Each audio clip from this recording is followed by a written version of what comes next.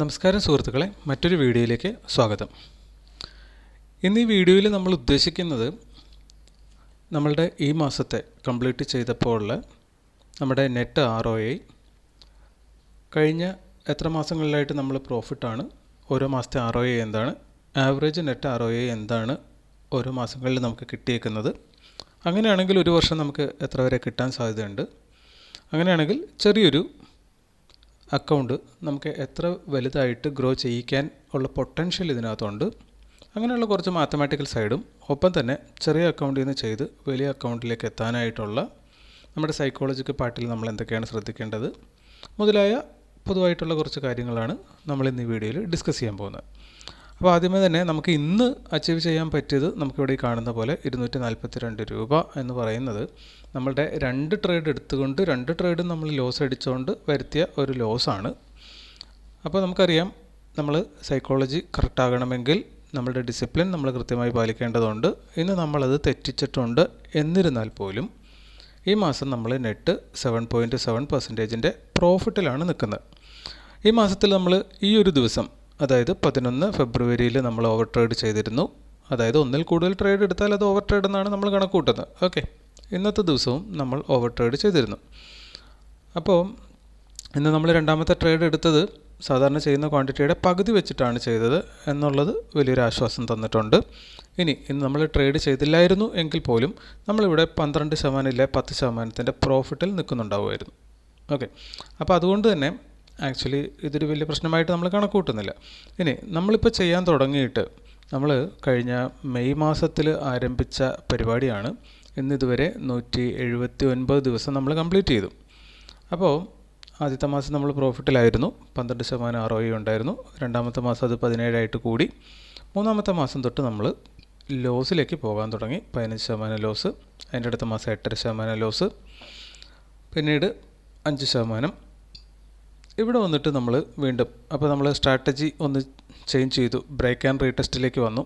ഈ സ്ട്രാറ്റജിയുടെ പ്രത്യേകത നമുക്ക് എല്ലാ ദിവസവും ട്രേഡ് ഉണ്ടാവത്തില്ല എന്നുള്ളതാണ്. അതായത് മാർക്കറ്റ് റേഞ്ച് ബൗണ്ട് ആണ് എന്നുള്ള ദിവസങ്ങളിൽ ബ്രേക്ക് ആൻഡ് റീടെസ്റ്റ് സ്ട്രാറ്റജി അനുസരിച്ചിട്ട് നമുക്ക് അതിനകത്ത് ട്രേഡ് ഉണ്ടാവത്തില്ല. അപ്പോൾ ട്രെൻഡിങ് ഡേയ്സ് മാത്രമേ വരത്തുള്ളൂ. അപ്പോൾ അത് നമുക്ക് കുറച്ച് ഗുണപ്പെട്ടത് കൊണ്ടാണ് ലോസ് ഇവിടെ കുറഞ്ഞിട്ടുണ്ട്. അതിൻ്റെ അടുത്ത മാസത്തേക്ക് വന്നപ്പോൾ നമുക്ക് കാണാം 40% വിൻ റേഷ്യോ ഉള്ളൂ. 1:2 വെച്ചിട്ട് നമ്മൾ എടുത്തുകൊണ്ടിരുന്നത് കൊണ്ട് മാത്രം നമ്മൾ 8.5% പ്രോഫിറ്റിലേക്ക് വന്നു. അതും ബ്രേക്ക് ആൻഡ് റീടെസ്റ്റ് സ്ട്രാറ്റജിയാണ് നമ്മളിവിടെ കണ്ടിന്യൂ ചെയ്തുകൊണ്ടിരുന്നത്. നവംബർ മാസത്തിൽ നമ്മൾ ആ സ്ട്രാറ്റജി 35% വിൻ റേഷ്യോ തന്നുള്ളൂ. ട്രേഡിൻ്റെ എണ്ണം വളരെ കുറവായിരുന്നു, 14 ദിവസം ട്രേഡ് ചെയ്തിരുന്നുള്ളൂ. പക്ഷേ ജസ്റ്റ് ബ്രേക്ക് ഈവൻ മാത്രമായിരുന്നു. അതിനുശേഷം നമ്മൾ സ്ട്രാറ്റജി ചേഞ്ച് ചെയ്തു, ഓർഡർ ബ്ലോക്ക് സ്ട്രാറ്റജിയിലേക്ക് വന്നതിന് ശേഷമാണ് നമുക്ക് 50% അതിന് മേളിലൊക്കെ വിൻ റേഷ്യോ കിട്ടാൻ തുടങ്ങി. ഹയർ റിസ്ക് റിവാർഡിലേക്ക് ഇടയ്ക്കൊക്കെ ആണെങ്കിലും നമ്മൾ പോയി തുടങ്ങി. അപ്പോൾ ഇവിടെ നോക്കിക്കഴിഞ്ഞാൽ കഴിഞ്ഞ ഒക്ടോബർ മുതൽ ഇങ്ങോട്ട് 5 മാസം നമ്മൾ ലോസിൽ ക്ലോസ് ചെയ്തിട്ടില്ല, എന്തെങ്കിലുമൊക്കെ പ്രോഫിറ്റിലേ നമ്മൾ ക്ലോസ് ചെയ്തിട്ടുള്ളൂ. അങ്ങനെ ഓരോ മാസത്തെയും ആവറേജ് നോക്കിക്കഴിഞ്ഞാൽ ഇവിടെ 8.5%, നെക്സ്റ്റ് മന്ത് ബ്രേക്ക് ഈവൻ ആയിരുന്നു, അടുത്ത മാസം 11%, അതിൻ്റെ അടുത്ത മാസം 14%, ഈ മാസം 7.7%. അങ്ങനെ മൊത്തം എല്ലാം കൂടെ കൂട്ടിയിട്ട് അതിൻ്റെ ആവറേജ് എടുത്തു കഴിഞ്ഞാൽ നമുക്ക് 8.25% ഈ 5 മാസത്തെ ആവറേജ് റേറ്റ് ഓഫ് റിട്ടേൺ നമുക്ക് കിട്ടിയേക്കുന്നത്. അത് വെച്ച് നോക്കുമ്പോൾ 12 മാസം നമ്മൾ കംപ്ലീറ്റ് ചെയ്താൽ 8.25% വെച്ച് നമുക്ക് കിട്ടുന്നുള്ളൂ എങ്കിൽ 99% ROI ഒരു വർഷത്തേക്ക് നമുക്ക് കിട്ടണം. അപ്പോൾ നമ്മൾ പറഞ്ഞിട്ടുണ്ട്, 5000 രൂപ ഇല്ല 10000 രൂപ മാത്രം അക്കൗണ്ടിലിട്ടുകൊണ്ട് തുടങ്ങുന്ന ഒരാളാണെങ്കിലും 100% ROI കിട്ടുകയാണെങ്കിൽ വിത്ത് കോമ്പൗണ്ടിങ് നമ്മൾ കാൽക്കുലേറ്റ് ചെയ്താൽ 10 കൊല്ലം കൊണ്ട് ഏകദേശം ഒരു 7 കോടി രൂപ വരെയൊക്കെ അക്കൗണ്ട് വളരാനുള്ള സാധ്യതയുണ്ട്. ഈ ഒരു റേറ്റ് ഓഫ് റിട്ടേൺ നിലനിർത്തിക്കൊണ്ട് പോകാൻ സാധിച്ചാൽ, കോമ്പൗണ്ടിങ് കൃത്യമായി നടത്താനും കഴിഞ്ഞാൽ. അപ്പോൾ അതൊരു അതിൻ്റെ മാത്തമാറ്റിക്കൽ സൈഡാണ്. അതിപ്പോൾ 7 കോടി വരെ എത്തുമോ ഇല്ല 1 കോടി ആയില്ലയോ ഇല്ല 2 കോടി ആയോ, ഇതൊന്നും നമ്മുടെ പ്രശ്നമല്ല. മാത്തമാറ്റിക്കൽ പോസിബിലിറ്റി അത്ര ഉണ്ട് എന്നറിയാൻ വേണ്ടി മാത്രം അത് പറഞ്ഞേ ഉള്ളൂ. അത് എത്ര തന്നെ വന്നാലും, ഇപ്പോൾ 1 കോടി ഇല്ല 2 കോടി നമ്മൾ എത്തിയെന്ന് വെച്ചാൽ പോലും ഒരു സാധാരണക്കാരനെ സംബന്ധിച്ചിടത്തോളം അത് വലിയൊരു അച്ചീവ്മെൻ്റ് ആയിരിക്കും തീർച്ചയായിട്ടും. ഓക്കെ, അപ്പോൾ ഒരു പൊട്ടൻഷ്യൽ ഇവിടെ ഉണ്ട്. അതല്ലെങ്കിൽ നമുക്കറിയാം ഒത്തിരി ട്രേഡേഴ്സ് ട്രേഡ് ചെയ്ത് കോടികൾ വിശ്വസിക്കാൻ പറ്റാത്ത ലെവലിലൊക്കെ വളർന്നതൊക്കെ നമ്മൾ കണ്ടിട്ടുണ്ടാവും. അതിനൊക്കെ ഉള്ള കാരണം മറ്റൊന്നുമല്ല, അത് ഈ കോമ്പൗണ്ടിങ് നടക്കുന്നതുകൊണ്ടാണ്. പവർ ഓഫ് കോമ്പൗണ്ടിങ് വെച്ചിട്ടാണ് ഇതെല്ലാം സംഭവിക്കുന്നത്. ഓക്കെ, അപ്പോൾ നമ്മളിപ്പോൾ ഓർഡർ ബ്ലോക്ക് സ്ട്രാറ്റജിയിലേക്ക് വന്നു കഴിഞ്ഞാൽ നമ്മൾ ഈ മാസം ഇപ്പോൾ 19 ദിവസം ട്രേഡ് ചെയ്തിരുന്നു. അതേപോലെ കഴിഞ്ഞ മാസവും 19 ദിവസം നമ്മൾ ട്രേഡ് ചെയ്തു. അതിന് മുന്നത്തെ മാസം നോക്കിയാൽ 18 ദിവസം നമ്മൾ ട്രേഡ് ചെയ്തു. അപ്പോൾ 55% വിൻ റേഷ്യോ അവിടെ കിട്ടി. അതിൻ്റെ അടുത്ത മാസം നമുക്ക് 57% വിൻ റേഷ്യോ കിട്ടി. ഈ മാസം 42% വിൻ റേഷ്യോയെ നമുക്ക് കിട്ടിയിട്ടുള്ളൂ. പക്ഷേ നമ്മൾ റിസ്ക് റിവാർഡ് ഇവിടെ കൂട്ടാൻ തുടങ്ങി ഈ മാസത്തിലേക്ക് വന്നപ്പോൾ. 1:3 ഒരു തവണ നമ്മൾ എടുത്തത് ഈ മാസം എടുത്തിട്ടുണ്ട് 1:3. പിന്നെ ഒരു ദിവസം 1:4 എടുത്തു, മറ്റൊരു ദിവസം 1:3. ഇവിടെ റിസ്ക് റിവാർഡ് കൂട്ടാൻ ശ്രമിച്ചതാണ്. 1.5 നമുക്കന്ന് എടുക്കാൻ പറ്റുള്ളൂ. ഒപ്പം തന്നെ ഈ ഒരു പർട്ടിക്കുലർ ഡേറ്റ് നമുക്ക് ലോസ് വന്ന ദിവസം 1:2 മാർക്കറ്റ് പോയിരുന്നതാണ്. ഹയർ റിട്ടേണിന് വേണ്ടി നമ്മൾ പ്ലാൻ ചെയ്തിരുന്നതുകൊണ്ട് ആ 1:2 നമ്മൾ എടുത്തില്ല. ബൈ ഡിഫോൾട്ട് എന്നിട്ട് നമ്മളത് ലോസ് കൊടുക്കുകയാണ് ചെയ്തത്. ഇനി ഇന്നാണെങ്കിലും നമ്മൾ എൻട്രി എടുത്ത പോയിന്റിൽ നിന്ന് ജസ്റ്റ് നമ്മുടെ സ്റ്റോപ്പ് ലോസിനെ ഒന്ന് ട്രിഗർ ചെയ്തിട്ട് മാർക്കറ്റ് 1:4 കൊടുത്തിട്ടുണ്ട്. അപ്പോൾ അത് നമ്മുടെ പ്രശ്നമല്ല. നമ്മളുടെ മാർക്കറ്റിൻ്റെ അൺസർട്ടനിറ്റിക്കുള്ള മറുപടി എന്ന് പറയുന്നത് നമ്മുടെ സ്റ്റോപ്പ് ലോസ് ആണ്. അതിപ്പോൾ ജസ്റ്റ് വന്ന് തോണ്ടിയതാണോ, മാർക്കറ്റ് എൻ്റയർലി ഡയറക്ഷൻ ചേഞ്ച് ആയതാണോ, ഇതൊന്നും പ്രശ്നമല്ല. നമ്മളത് സ്ട്രിക്റ്റ്ലി ഫോളോ ചെയ്യുക എന്നത് മാത്രമേ നമുക്ക് ചെയ്യാനുള്ളൂ. സോ ദാറ്റ് ആ സ്റ്റോപ്പ് ലോസ് നമ്മൾ കൊടുത്തു. അതിനുശേഷം നമ്മളിന്ന് ചെയ്ത തെറ്റിതാണ് രണ്ടാമത്തെ ട്രേഡ് എടുത്തു എന്നുള്ളതാണ്. അത് എടുത്തില്ലായിരുന്നുണ്ടെങ്കിൽ 164 രൂപ സ്റ്റോപ്പ് ലോസിൽ നിന്നേനെ. സോ നമ്മുടെ പെർസെൻറ്റേജ് ഓഫ് റിട്ടേൺ ഇവിടെ കൂടുന്നുണ്ടാവും. ഓക്കെ, അപ്പോൾ നമ്മൾ ഒരു ട്രേഡിൽ മാത്രം നിലനിർത്താനായിട്ട് നമ്മൾ തന്നെ ഉണ്ടാക്കി വെച്ചേക്കുന്ന റൂൾ എന്തൊക്കെയാണോ നിങ്ങൾ ഓരോരുത്തരും ട്രേഡ് ചെയ്യുമ്പോൾ അത് നിങ്ങൾ വയലേറ്റ് ചെയ്യാതിരിക്കുക. ഇല്ലെങ്കിൽ എത്ര തവണ നമ്മളത് വയലേറ്റ് ചെയ്യുന്നു അത്രമാത്രം നമുക്ക് നഷ്ടമേ സംഭവിക്കുന്നുള്ളൂ, കൂടുതൽ ലാഭമൊന്നും സംഭവിക്കുന്നില്ല. ഇനി ആ റൂള് നമ്മൾ മെയിൻറ്റെയിൻ ചെയ്തുകൊണ്ട് നഷ്ടം സംഭവിക്കുകയാണെങ്കിൽ സംഭവിച്ചോട്ടെ. കാരണം മുന്നോട്ട് പോകും തോറും നമ്മുടെ കോൺഫിഡൻസ് എന്തായാലും കൂടുന്നുണ്ടാകും. അത് കൂടുന്നതിനനുസരിച്ചിട്ട് നമ്മൾ ഒത്തിരി മാർക്കറ്റിനെ കണ്ട് കൂടുതൽ കാര്യങ്ങൾ ബോധതലത്തിലല്ലാതെ ഉപബോധതലത്തിലേക്ക് തന്നെ നമ്മൾ പഠിച്ചെടുക്കുന്നുണ്ടാവും. ആ ഉള്ളിലേക്ക് പോകുന്നത് അത്രയും പതുക്കെ പതുക്കെ വെളിയിലേക്ക് വരാനുള്ളൊരു സമയം നമ്മൾ കൊടുത്തു കഴിഞ്ഞാൽ അത് മുന്നോട്ടുള്ള യാത്രയിൽ നമുക്ക് ഡിസിപ്ലിനോടെ ഇരുന്നാൽ മാത്രമാണ് ഇതൊക്കെ കണ്ട് കൂടുതൽ കാര്യങ്ങൾ പഠിക്കാനും പറ്റുള്ളൂ. നമ്മൾ ഇമോഷണൽ ആണെന്നുണ്ടെങ്കിൽ പഠിക്കേണ്ട ഒത്തിരി കാര്യങ്ങൾ മുന്നിലൂടെ കടന്നു പോകുന്നുണ്ടാവും. പക്ഷേ ഇതൊന്നും നമ്മുടെ കണ്ണിൽ പെടുന്നുണ്ടാവില്ല. അപ്പോൾ ആ ഇമോഷൻ കയറി വരുന്നതിൻ്റെ അനന്തരഫലമാണിത്. അപ്പോൾ നിങ്ങളൊരു മെഷീനെ പോലെ അത് കണ്ട് പഠിക്കാൻ വേണ്ടിയിട്ടിരുന്ന് മെഷീനെ പോലെ നിങ്ങൾ വെച്ചേക്കുന്ന റൂൾ അനുസരിച്ച് മാത്രം ട്രേഡ് ചെയ്തുകൊണ്ടിരിക്കുകയാണെങ്കിൽ നിങ്ങൾ ഓട്ടോമാറ്റിക്കലി ഒത്തിരി കാര്യങ്ങൾ പഠിക്കുന്നുണ്ടാകും. ആ പഠിക്കുന്നതൊക്കെ എക്സ്പീരിയൻസ് ത്രൂ വരുന്ന കാലത്ത് നമുക്ക് കൂടുതലായിട്ട് പ്രയോജനപ്പെടാൻ തുടങ്ങുന്നുണ്ടാകും. ഓക്കെ, അപ്പോൾ ഈ മാസം ഈ പറഞ്ഞ പോലെ നമുക്ക് കൂടുതൽ ലോസാണ് കിട്ടിയതെങ്കിൽ പോലും വിൻ റേഷ്യോ 40% ഉണ്ടെങ്കിൽ നെറ്റ് പ്രോഫിറ്റിൽ വരും, നല്ല പ്രോഫിറ്റിൽ തന്നെ വരും എന്ന് നമ്മൾ പറയാറുണ്ടായിരുന്നു. അതിൻ്റെ ഉദാഹരണം കൂടിയാണിത്. 40%-ന് മുകളിൽ ജസ്റ്റേ ഉള്ളൂ, പക്ഷേ നമ്മൾ അത്യാവശ്യം നല്ല പ്രോഫിറ്റിൽ തന്നെ വന്നിട്ടുണ്ട്. ഇത് കുഴപ്പമില്ലാത്ത പ്രോഫിറ്റാണ്. ഇനി 1-2 പേര് കമൻറ്റിലായിട്ട് ചോദിക്കുന്നുണ്ട് ചാർജസിനെ പറ്റി. ചാർജസിനെ പറ്റി നമ്മൾ ഇതിനു മുന്നേയും പറഞ്ഞിട്ടുള്ളതാണ്. ഈ ചാർജ് കൊടുക്കാതെ നമുക്ക് എന്തായാലും ട്രേഡ് ചെയ്യാൻ പറ്റുന്നതല്ല. അതുകൊണ്ട് തന്നെ നമ്മൾ ചാർജിനെ പറ്റിയിട്ടല്ല ഇപ്പോൾ ബോധേഡാവേണ്ടത്. അതായത് ഒരു ബിഗിനർ ട്രേഡർ ചാർജിനെ പറ്റി ബോധേഡായി കഴിഞ്ഞാൽ അയാൾക്ക് മനസ്സമാനായിട്ട് ട്രേഡേ ചെയ്യാൻ പറ്റില്ല. നിങ്ങൾ ആദ്യം ശ്രമിക്കേണ്ടത് നിങ്ങളുടെ ഒരു ട്രേഡിംഗ് സിസ്റ്റം ഡെവലപ്പ് ചെയ്തെടുക്കുക എന്നുള്ളതാണ്.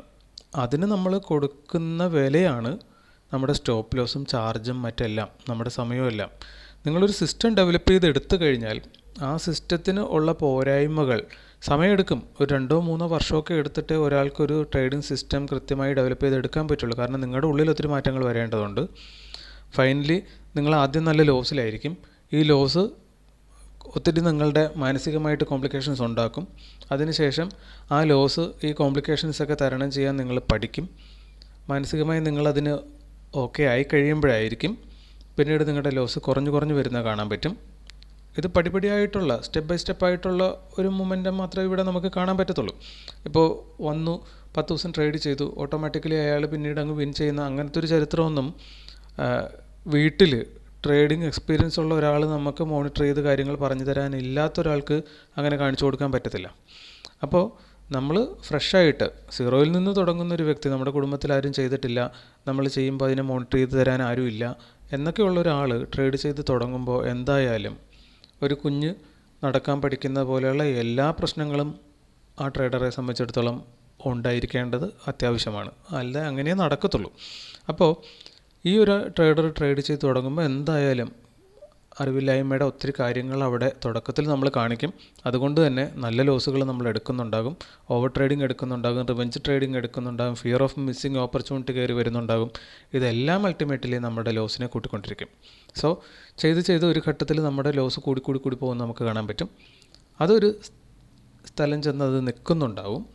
പതുക്കെ ആ ലോസ് ഒരു ഫിക്സഡ് എമൗണ്ട് ഒരു മാസം പോകും. പക്ഷേ ഇത് ഇത്രേ പോകത്തുള്ളൂ, അതിൽ കൂടുതൽ പോകത്തില്ല. കാരണം നമ്മൾ ഓവർ ട്രേഡിംഗ് കട്ട് ഓഫ് ചെയ്യുന്നുണ്ടാവും, സ്റ്റോപ്പ് ലോസ് കൃത്യമായി ഫോളോ ചെയ്യാൻ തുടങ്ങുന്നുണ്ടാവും. അപ്പോൾ നമുക്ക് നഷ്ടം സംഭവിക്കുന്നുണ്ട്, പക്ഷേ അത് ലിമിറ്റ് ചെയ്യാൻ നമുക്ക് പറ്റുന്നുണ്ടാവും. മാക്സിമം ഇത്രയേ ഒരു മാസം പോകത്തുള്ളൂ. കാരണം ഒരു മാസം നമ്മൾ ഇത്ര നമ്പർ ഓഫ് ട്രേഡ് എടുക്കത്തുള്ളൂ. അതിനകത്ത് നമ്മൾ വെച്ചേക്കുന്ന സ്റ്റോപ്പ് ലോസ് ഇത്ര പെർസെൻറ്റേജാണ്. സോ ദാറ്റ് ഇത്ര നമ്പർ ഓഫ് ടൈംസ് അത്ര പെർസെൻറ്റേജ് പോയാൽ നമുക്ക് ടോട്ടൽ നഷ്ടപ്പെടുന്ന എക്സ് എമൗണ്ടാണ്. ആ എക്സ് എമൗണ്ടിന് മുകളിൽ ഒരു മാസം കയ്യിൽ നിന്ന് പോകത്തില്ല എന്നൊരു ഉറപ്പ് നമുക്ക് വരും. അത് തന്നെ സത്യം പറഞ്ഞ ഒരു കോൺഫിഡൻസ് തരുന്ന കാര്യമാണ്. കാരണം നമ്മൾ ട്രേഡ് ചെയ്തുകൊണ്ടിരിക്കുമ്പോൾ എത്രയാണ് നഷ്ടപ്പെടാനുള്ള സാധ്യതയെന്ന് പോലും അറിയാതെ ട്രേഡ് ചെയ്യുന്നതിനേക്കാളും ഈ മാസം എന്തായാലും ഇത്രയേ പോകത്തുള്ളൂ, അതിൽ കൂടുതൽ എൻ്റെ കയ്യിൽ നിന്ന് പോവില്ല എന്ന് പറയുന്നത് തന്നെ നമുക്കൊരു കോൺഫിഡൻസ് തരും. അതിനുശേഷം 1-2 മാസങ്ങളിൽ പിന്നെ മുന്നോട്ട് പോകുമ്പോൾ നമ്മൾ കണക്കൂട്ടി വെച്ചൊരു തുകയുണ്ട് ലോസ് കൊടുക്കാനായിട്ട് അത്രയും പോകുന്നില്ല എന്ന് കാണാൻ തുടങ്ങും.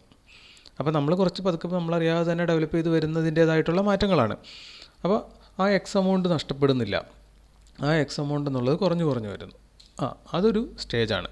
അപ്പോൾ ഈ ലോസ് കുറഞ്ഞു വരുന്നു. പിന്നീട് നമ്മൾ പതുക്കെ ബ്രേക്ക് ഈവൻ ആകും. അതിനുശേഷം നമ്മൾ പതുക്കെ ചെറിയ പ്രോഫിറ്റുകൾ ഉണ്ടാക്കാൻ തുടങ്ങും. അതിനുശേഷം നമുക്ക് ഇതുവരെയുള്ള ഡാറ്റാസ് കൃത്യമായി ജേണൽ ചെയ്ത് വെക്കുന്ന ഒരാൾക്കാണെങ്കിൽ കുറച്ചും കൂടെ വേഗത്തിൽ അയാളുടെ ട്രേഡിങ്ങിൽ ട്രാൻസ്ഫോർമേഷൻ സംഭവിക്കുന്നുണ്ടാവും. കാരണം അയാൾക്ക് പിന്നിലേക്ക് തിരിഞ്ഞു നോക്കുമ്പോൾ ഈ ഡാറ്റകളെല്ലാം വെച്ചിട്ട് മുന്നിലേക്ക് എങ്ങനെ പോകണം എന്നുള്ള കൃത്യമായ കാൽക്കുലേഷൻസ് നടത്താൻ പറ്റും. അങ്ങനെ കണക്ക് കൂട്ടുന്നതിൻ്റെ ഫലമായിട്ട് നമുക്ക് ഈ പ്രോഫിറ്റ് പടിപടിയായി കൂട്ടിക്കൊണ്ടുവരാൻ പറ്റും. അങ്ങനെ കൂട്ടിക്കൊണ്ടുവരുമ്പോൾ നമുക്കൊരു കാര്യം കൂടെ മനസ്സിലാകും. ഇതുവരെ ചാർജസ് എന്ന് പറയുന്നതിനെപ്പറ്റി നമ്മൾ ചിന്തിച്ച ഒരു അന്തവും കുന്തമൊന്നും ഉണ്ടാവില്ല. കാരണം നെറ്റ് ലോസല്ലേ. ഇപ്പോൾ പ്രോഫിറ്റ് കിട്ടുമ്പോൾ പോലും ലോസിലേക്ക് പോകുന്നുണ്ടാവും. ഇപ്പോൾ ഓപ്ഷനൊക്കെ ട്രേഡ് ചെയ്യുന്നവരാണ് നമ്പർ ഓഫ് ട്രേഡും ഒക്കെ എടുക്കുന്ന ആൾക്കാരെ സംബന്ധിച്ചിടത്തോളം നെറ്റ് പ്രോഫിറ്റൊക്കെ ആയിരിക്കും, 10,000 രൂപ പ്രോഫിറ്റൊക്കെ കാണിക്കും മന്തിൻ്റെ. പക്ഷേ ഇതിൻ്റെ ചാർജസും കാര്യങ്ങളും എടുത്ത് നോക്കി കഴിയുമ്പോഴത്തേക്കും നെറ്റ് ലോസ് ആയിരിക്കും. ഈ 5,000 കിട്ടിയ പ്രോഫിറ്റിൻ്റെ 3 ഇരട്ടിയൊക്കെ ചാർജസ് ആയിട്ട് വരുന്നുണ്ടാവും. അപ്പം നെറ്റ് 15,000 രൂപ ലോസിലൊക്കെ ആയിരിക്കും. അപ്പോൾ ആ സ്റ്റേജൊക്കെ ഉണ്ടാകുന്നുണ്ടാവും. അപ്പോൾ ഇതെല്ലാം മറികടക്കാനായിട്ട് വേണ്ടത് നമ്മളൊരു ട്രേഡിംഗ് സിസ്റ്റം ഡെവലപ്പ് ചെയ്യുക എന്നുള്ളതാണ്. നമ്മുടെ സിസ്റ്റം കംപ്ലീറ്റ്ലി ഡെവലപ്ഡ് ആയിക്കഴിഞ്ഞാൽ മാത്രമേ നമ്മൾ പിന്നെ ചാർജസിനെ പറ്റിയിട്ടൊക്കെ ചിന്തിക്കേണ്ടുള്ളൂ. ഇനി ചാർജസിൻ്റെ പാർട്ട് ഞാൻ കുറച്ച് ചെറിയ രീതിയിലൊന്നിപ്പോൾ ഒന്ന് കാണിച്ചു തരാം. അതും കൂടെ കാണിച്ചതിന് ശേഷം നമുക്ക് മുന്നോട്ട് ബാക്കിയുള്ള കാര്യങ്ങൾ ഡിസ്കസ് ചെയ്യാം. അപ്പോൾ നമ്മൾ ഈ കാണുന്നത് സെറോദയുടെ ബ്രോക്കറേജ് കാൽക്കുലേറ്ററാണ്. ഇതിനകത്ത് പോയി കഴിഞ്ഞാൽ എല്ലാ സെഗ്മെൻറ്റും intraday equity, delivery equity, F&O futures, F&O options എല്ലാത്തിൻ്റെയും ചാർജസ് കാര്യങ്ങൾ നമുക്കിവിടെ കാൽക്കുലേറ്റ് ചെയ്യാൻ പറ്റും. നമ്മളിപ്പോൾ 250 രൂപയ്ക്ക് മേടിച്ച ഒരു ഷെയർ 255 രൂപയ്ക്ക് വിൽക്കുന്നതായിട്ട് ക്വാണ്ടിറ്റി നമ്മളിപ്പോൾ എടുക്കുന്നതിനോട് അടുത്ത് ഏകദേശം ഒരു 125 നമ്പർ ക്വാണ്ടിറ്റി വെച്ചാണ് നമ്മളിവിടെ കാൽക്കുലേറ്റ് ചെയ്തേക്കുന്നത്. എല്ലാ സെക്ഷൻസിലും നമ്മൾ അതേ ക്വാണ്ടിറ്റി അതേ പ്രൈസും തന്നെയാണ് കൊടുത്തേക്കുന്നത്. ഇനി ഇൻട്രാഡേ ഇക്വിറ്റിയിൽ നമ്മൾ കൊടുക്കുന്ന ചാർജസ് ബ്രോക്കറേജ് നമ്മൾ 18 രൂപ 94 പൈസ കൊടുത്തിട്ടുള്ളൂ. ഇക്വിറ്റി ഡെലിവറി എടുക്കുമ്പോൾ നിങ്ങൾക്കറിയാം അവിടെ നമ്മൾ ബ്രോക്കറേജ് കൊടുക്കേണ്ട കാര്യമില്ല. സോ അവിടെ ചാർജസ് കൊടുത്തിട്ടില്ല.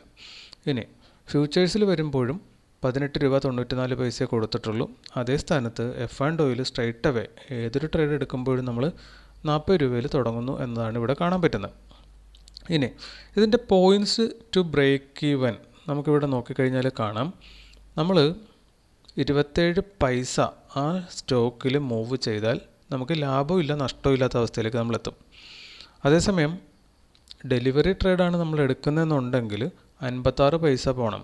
അപ്പോഴേ നമുക്ക് ബ്രേക്ക് ഈവൻ എത്താൻ പറ്റുള്ളൂ. കാരണം ഇവിടെ ബ്രോക്കറേജ് കൊടുക്കുന്നില്ലെങ്കിൽ പോലും 70 രൂപ ഇവിടെ ടോട്ടൽ ടാക്സ് ആൻഡ് ചാർജസ് വരുന്നുണ്ട്. അതേസമയം ഇക്വിറ്റി ഇൻട്രാഡേ ആണെന്നുണ്ടെങ്കിൽ 33 രൂപ 70 പൈസയെ ചാർജസ് വരുന്നുള്ളൂ. ഫ്യൂച്ചേഴ്സ് ആണെങ്കിൽ 33 രൂപയും വരുന്നില്ല, 30 രൂപ 78 പൈസ വരുന്നുള്ളൂ. ഇനി ഓപ്ഷൻസിലേക്ക് വരുമ്പോൾ സ്ട്രൈറ്റ് അവേ ഏറ്റവും കൂടുതലാണ് 100 രൂപ ചാർജസ് അവിടെ വന്നിട്ടുണ്ട്. സോ ചാർജസ് ഏറ്റവും കൂടുതൽ എല്ലായ്പ്പോഴും ചാർജ് ചെയ്യപ്പെടുന്നത് ഓപ്ഷൻസിലാണെന്ന് നമുക്കിവിടെ ഒറ്റ നോട്ടത്തിൽ തന്നെ മനസ്സിലായി.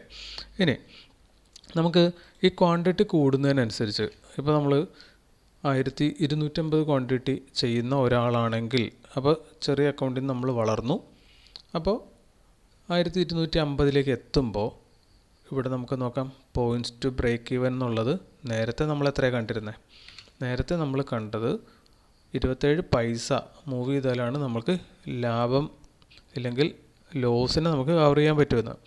ഇവിടെ 27 പൈസയുടെ സ്ഥാനത്ത് നമ്മൾ ക്വാണ്ടിറ്റി കൂടുന്നതിനനുസരിച്ച് 13 പൈസ മൂവ് ചെയ്താൽ മതി. അതായത് പെട്ടെന്ന് ലാഭത്തിലേക്ക് എത്തുന്നു എന്ന് നമുക്കിവിടെ മനസ്സിലായി. അപ്പോൾ ഇത് തന്നെയാണ് ഇതിനകത്തുള്ള കാര്യം. നമ്മൾ ട്രേഡ് ചെയ്യുന്ന എമൗണ്ട് കൂടുന്നത് എപ്പോഴാണ്? നമ്മൾ ട്രേഡ് ചെയ്ത് കണ്ടിന്യൂസ്ലി നമ്മൾ ലാഭകരമാകുന്നു, നമ്മൾ ഓക്കെ ആയി എന്നൊക്കെ മനസ്സിലാക്കി കഴിയുമ്പോഴല്ലേ നമ്മൾ കൂടുതൽ പൈസ ഇറക്കി ട്രേഡ് ചെയ്യാൻ തുടങ്ങുന്നത്. അതർവൈസ് അപ്പോഴേ നമ്മൾ കൂടുതൽ പൈസ ഇറക്കി ട്രേഡ് ചെയ്യാൻ പാടുള്ളൂ.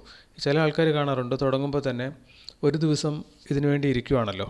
അപ്പോൾ ഇതൊരു പണിയായിട്ട് നമ്മളങ്ങ് എടുക്കുമ്പോൾ നമ്മൾ ജോലിക്ക് പോകുമ്പോൾ എന്താ കിട്ടിക്കൊണ്ടിരുന്ന ഒരു ദിവസം അത് ഇവിടുന്ന് കിട്ടണമല്ലോ, ഇല്ലെങ്കിൽ പിന്നെ ഇത് ചെയ്തിട്ട് വേറെ കാര്യമൊന്നുമില്ലല്ലോ.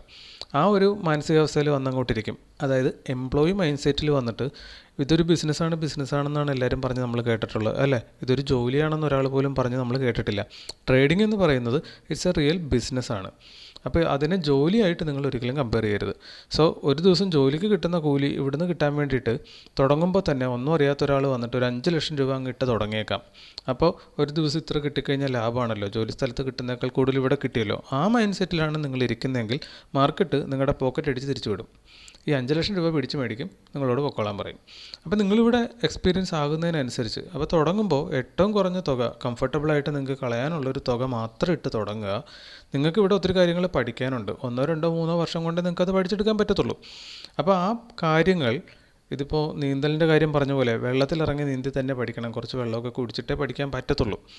ആ പറഞ്ഞതുപോലെ ഇവിടെ പഠിക്കണമെങ്കിൽ കുറച്ച് ലോസൊക്കെ വരുത്തിയേ പഠിക്കാൻ പറ്റത്തുള്ളൂ. നിങ്ങൾ ഇതിനകത്ത് ഇറങ്ങി ചെയ്ത് തന്നെ പഠിക്കണം. ഇത് നിങ്ങൾക്ക് തിയറി ക്ലാസ്സിൽ പോയിരുന്ന് പഠിച്ച് വിജയിക്കാൻ പറ്റുന്നൊരു സംഭവമല്ല.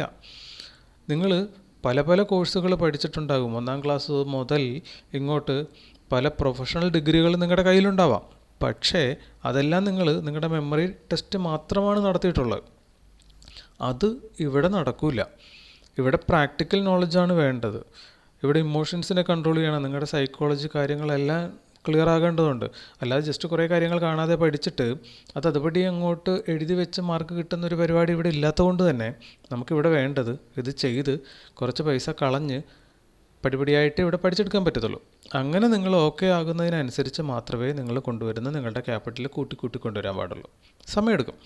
അപ്പോൾ ആ ക്ഷമയോടുകൂടി ഇരിക്കുന്നവർ വിജയിക്കും. അല്ലാത്തവർ ഒരു ദിവസം ഇത്ര രൂപ കിട്ടണമെന്ന് കണക്ക് കൂട്ടിയിട്ട് വലിയ ക്യാപിറ്റലുമായിട്ട് വരും. അത് മുഴുവൻ ഇവിടെ കൊണ്ടുവന്ന് കളഞ്ഞിട്ട് നമ്മൾ കേൾക്കാറുണ്ട് പല വാർത്തകളും അല്ലേ, സൂസൈഡ് ചെയ്ത കേസുകൾ നമ്മൾ കേൾക്കുന്നുണ്ട്. ഇതെല്ലാം നടക്കുന്നത് അമിത പ്രതീക്ഷ ഇല്ലെങ്കിൽ കാര്യങ്ങൾ കൃത്യമായി മനസ്സിലാക്കാതെ ഒരു കാര്യത്തിന് ഇറങ്ങി പുറപ്പെടുമ്പോഴുള്ള പ്രശ്നങ്ങളാണ്. എല്ലാത്തിലും ഒരു റിസ്ക് ഉണ്ടാകും. അത് കാൽക്കുലേറ്റർ റിസ്ക് നമ്മൾ എടുക്കുക എന്നുള്ളതാണ്. അപ്പോൾ ഇവിടെ നമ്മളുടെ ട്രേഡിംഗ് ക്യാപിറ്റൽ കൂടിയപ്പോൾ നമുക്കിവിടെ 13 പൈസ മതി, നമ്മൾ പ്രോഫിറ്റിലായി. അതിന് നമുക്ക് നോക്കാം. ഇത് ഇനിയും അതായത് 1250 ക്വാണ്ടിറ്റി ഒന്നും ഒരു ക്വാണ്ടിറ്റി അല്ല. നമ്മൾ കാണാറുണ്ട് 50,000 ക്വാണ്ടിറ്റി, 1,00,000 ക്വാണ്ടിറ്റിയൊക്കെ ഒരു പർട്ടിക്കുലർ പ്രൈസിൽ കിടക്കുന്ന നമ്മൾ കാണാറുണ്ട്. ഇപ്പോൾ കഴിഞ്ഞ ദിവസമാണ് ഞാൻ തന്നെ നിങ്ങളെ കാണിച്ചു തന്നായിരുന്നു. ഒരു സിംഗിൾ പോയിൻ്റ് ഒരു ടിക്കിൽ 20 ലക്ഷം ക്വാണ്ടിറ്റി മാർക്കറ്റ് ഓർഡറായിട്ട് മാർക്കറ്റിൽ വന്നേക്കുന്നു. അപ്പം മാർക്കറ്റ് ഓർഡർ 20 ലക്ഷം ക്വാണ്ടിറ്റി ബൈയിങ് വരുന്നുണ്ട്. അപ്പോൾ പിന്നെ നമ്മുടെ 250 ക്വാണ്ടിറ്റി എന്ന് പറയുന്നത് ഇല്ലെങ്കിൽ 1250 ക്വാണ്ടിറ്റി ഒരു ക്വാണ്ടിറ്റി അല്ല. ഇനി 12,500 ക്വാണ്ടിറ്റിയിലേക്ക് പോകുകയാണെങ്കിൽ ഇവിടെ 9 പൈസയ്ക്ക് നമ്മൾ ബ്രേക്ക് ഈവനായി. ആ സ്റ്റോക്കൊന്ന് അനങ്ങിയാൽ നമ്മൾ പ്രോഫിറ്റിലായി. ഇത് മുന്നോട്ട് പോകും തോറും അതായത് നമ്മൾ മുടക്കുന്ന പൈസ കൂടുന്നതിനനുസരിച്ചിട്ട് നമ്മൾ കൊടുക്കേണ്ട ചാർജിൻ്റെ പെർസെൻറ്റേജ് ഓഫ് ചാർജ് കുറഞ്ഞുകൊണ്ടേയിരിക്കും. അപ്പോൾ ഇതുകൊണ്ടാണ് നമുക്ക് വളരെ വേഗത്തിൽ ഇവിടെ പ്രോഫിറ്റിലേക്ക് എത്താൻ പറ്റുന്നത്. എന്നാൽ ഇതേ കാര്യം തന്നെ നമുക്ക് ഈ 12,500 നമ്മൾ ഓപ്ഷൻ ചെയ്യുന്ന ഒരാൾ കൊടുക്കുന്ന എത്രയാണെന്ന് നോക്കാം. അയാളെപ്പോഴും 48 പൈസ മൂവ് ചെയ്താലേ പ്രോഫിറ്റിലെത്തത്തുള്ളൂ. അപ്പോൾ ഇയാൾ കൊടുത്തേക്കുന്ന ചാർജ് നമുക്കിവിടെ കാണാം. 5,983 രൂപ ചാർജ് കൊടുത്തപ്പോൾ അതേ എമൗണ്ട് ഇറക്കി ഇൻട്രാഡേ ഇക്വിറ്റിയിൽ ട്രേഡ് ചെയ്യുന്ന ഒരാൾക്ക് ചാർജ് വരുന്നത് 1,166 ഉള്ളൂ. 5-1 ചാർജ് വന്നിട്ടുള്ളൂ. അപ്പോൾ ഈ ഓപ്ഷൻ ബൈ ചെയ്യാൻ പോകുമ്പോൾ പറ്റുന്ന പ്രശ്നങ്ങൾ നമുക്കറിയാലോ, പ്രീമിയം DK.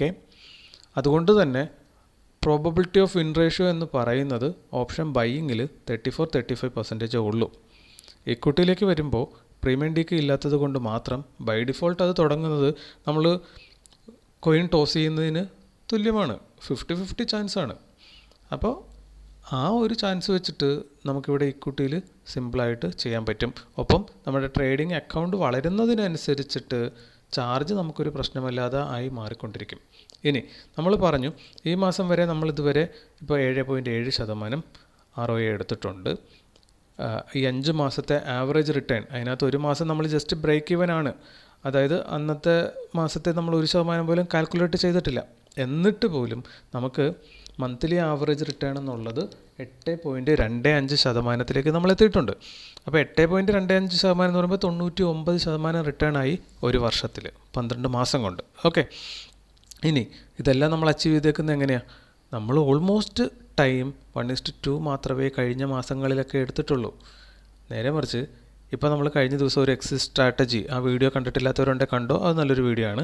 അപ്പോൾ ആ ഒരു എക്സിറ്റ് സ്ട്രാറ്റജി പ്രകാരം നമ്മൾ ഒന്ന് പ്ലാൻ ചെയ്തിട്ടൊക്കെ നമ്മുടെ റിട്ടേൺ ഓൺ ഇൻവെസ്റ്റ്മെൻറ്റ് കൂട്ടാൻ പറ്റും ത്രൂ റിസ്ക് റിവാർഡ് കൂട്ടുന്നതിലൂടെ.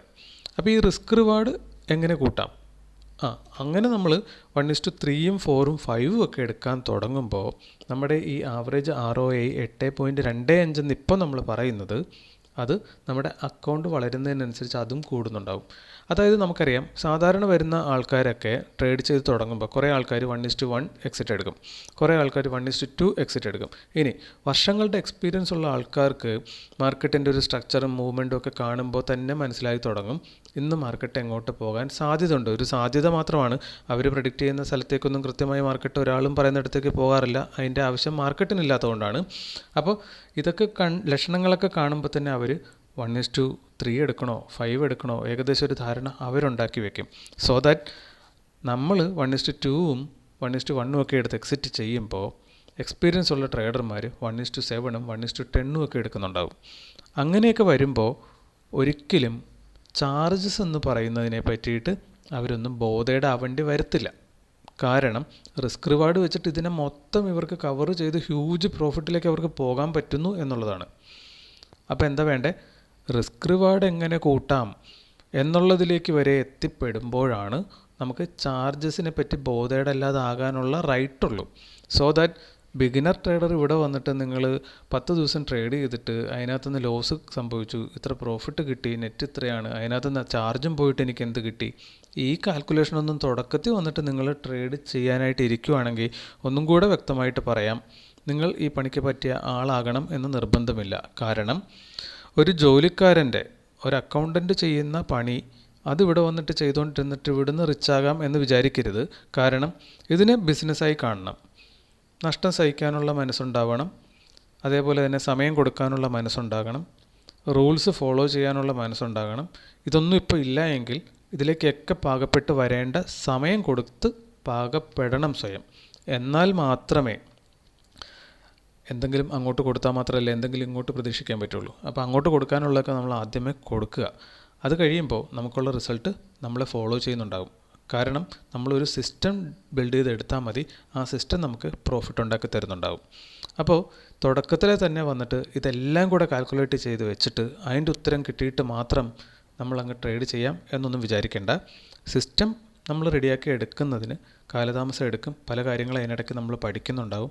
ആ സിസ്റ്റം കൃത്യമായി എത്തി നമ്മളൊരു റിസ്ക് റിവാർഡൊക്കെ, ഹൈ റിസ്ക് റിവാർഡൊക്കെ ക്യാച്ച് ചെയ്യാൻ തുടങ്ങുന്ന സമയത്ത് ഈ ചാർജസോ മറ്റ് പ്രശ്നങ്ങളോ, ഇപ്പോൾ നമ്മളിപ്പോൾ പറഞ്ഞു 40% എങ്കിലും വിൻ റേഷ്യോ നമുക്ക് വേണം.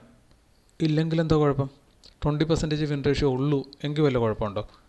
20% മാത്രം വിൻ റേഷ്യോ വെച്ചിട്ട് ഹ്യൂജ് പ്രോഫിറ്റ് ഉണ്ടാക്കുന്ന ഒത്തിരി ട്രേഡർമാരുണ്ട്. അപ്പോൾ അവരെന്താ ചെയ്യണമെന്ന് വെച്ചാൽ അവരുടെ റിസ്ക് റിവാർഡ് അവരമാതിരി കൂട്ടിയിട്ടുണ്ട്. അപ്പോൾ എവിടെയാണോ അവരുടെ കഴിവ്, ഇല്ലെങ്കിൽ എവിടെയാണോ നമുക്ക് കൂട്ടാൻ പറ്റുന്നത് ആ മേഖല കൂട്ടിയെടുക്കാൻ ശ്രമിക്കുക. സ്റ്റോപ്പ് ലോസ് നമുക്ക് കൂട്ടിയിട്ട് ട്രേഡ് ചെയ്യാൻ പറ്റത്തില്ല, പക്ഷേ ടാർഗറ്റിന് എത്ര വേണേലും കൂട്ടാം. മാർക്കറ്റ് അങ്ങോട്ട് വരുമെങ്കിൽ അത്രയും നമുക്ക് എടുക്കാൻ പറ്റും. ഇവിടെ തന്നെ നമ്മൾ എഴുതി വെച്ചേക്കുന്ന ഈ ദിവസങ്ങളിൽ കാണാം 1:5 പോയ ദിവസമുണ്ട്, 1:7 പലതവണ പോയത് നമുക്കിവിടെ കാണാൻ പറ്റിയിട്ടുണ്ട്, 1:6 5 ഒക്കെ ധാരാളം ദിവസങ്ങളിൽ പോയിട്ടുണ്ട്. അപ്പോൾ ഇതൊക്കെ നമുക്കും കിട്ടാവുന്നതാണ്. എക്സ്പീരിയൻസ് ആകുന്നതിനനുസരിച്ച് ഇതൊക്കെ നമുക്ക് കിട്ടിത്തുടങ്ങും.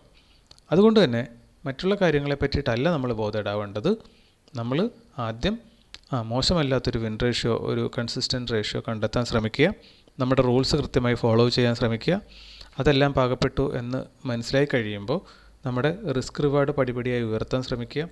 അതും ഓക്കെ ആയി കഴിഞ്ഞാൽ പിന്നെ നമുക്ക് നമ്മുടെ ട്രേഡിംഗ് ക്യാപിറ്റൽ കൂട്ടാം. ഈ പറയുന്ന ചാർജസിനെ പറ്റിയിട്ടോ മറ്റൊന്നിനെ പറ്റിയും ബോധേഡാവാതെ ഒരു മെഷീൻ ചെയ്യുന്ന പോലെ നമുക്ക് പിന്നീട് അങ്ങോട്ട് മെക്കാനിക്കലായിട്ട് ട്രേഡ് ചെയ്തുകൊണ്ടിരിക്കാൻ പറ്റും. ആ സമയത്താണ് സൈക്കോളജി എല്ലാം ഓക്കെ ആയി എന്ന് പറയപ്പെടുന്നത്.